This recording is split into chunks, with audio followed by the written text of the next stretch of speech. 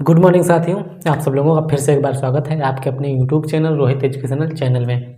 तो आज एक नई क्लास के साथ में एक नया विचार आज का ये है कि before not hard working remembering the hungry children wondering at every cross road who eat food out of garbage.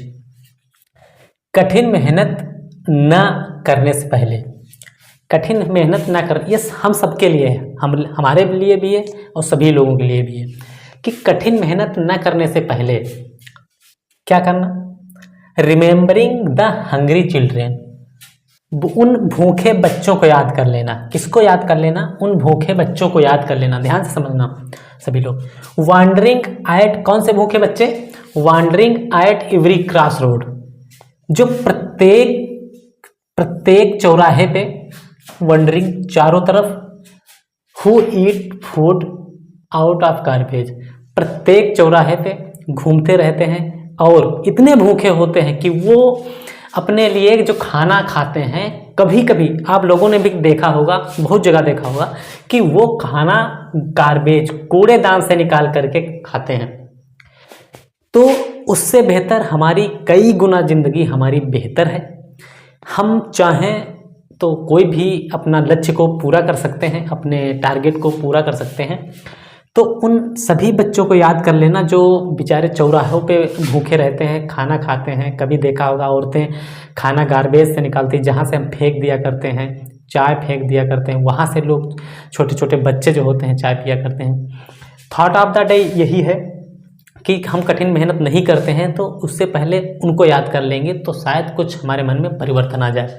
अब चलिए हम ध्यान देते हैं, हम समझेंगे भारतीय संविधान के अनुच्छेद 94 को। इसमें क्या बताया गया है? इसमें लोकसभा के जो अध्यक्ष और उपाध्यक्ष हैं उनका पद जब रिक्त हो, यानी खाली हो, या फिर पद त्याग दिया, या फिर पद से हटाए गए हों, तो उस प्रक्रिया में इनके नियम और कानून क्या होंगे, ये आर्टिकल 94 कहता है। इसमें क्या प्रक्रिया होगी आगे समझते हैं। आगे आर्टिकल में, आर्टिकल 95 क्या कहता है?